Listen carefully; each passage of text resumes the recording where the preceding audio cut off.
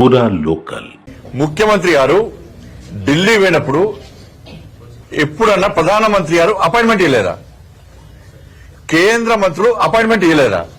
ఎన్నిసార్లు కలిసినా మీరు ఇచ్చారు.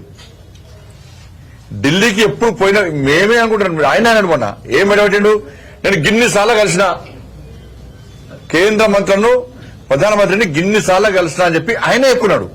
మళ్ళీ ఇప్పుడు ఏమంటున్నాడు, ఈయన పోతున్నాడ చెప్పులు ఎత్తుకపోవడం చూస్తున్నాడా? ఈ చెప్పులు ఎత్తుకపోవడం అర్థం కాదు, నాకైతే అర్థం కాదు.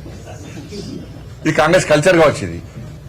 ఇప్పుడు చెప్పులు ఎత్తుకపోవడం మీద చర్చ జరుగుతుంది. ఇప్పుడు ఇక జరగాల కూడా 2023 డిసెంబర్లో రాష్ట్ర ముఖ్యమంత్రి గారు ప్రధానమంత్రిని కలిశారు. 2024 జూలైలో రాష్ట్ర ముఖ్యమంత్రి గారు ప్రధానమంత్రిని కలిశారు. మొన్న ఫిబ్రవరి 2025లో కూడా రాష్ట్ర ముఖ్యమంత్రి గారు ప్రధానమంత్రి గారు కలిశారు. ఇక మంత్రులను పోయినప్పుడల్లా కలుస్తున్నారు మంత్రులను.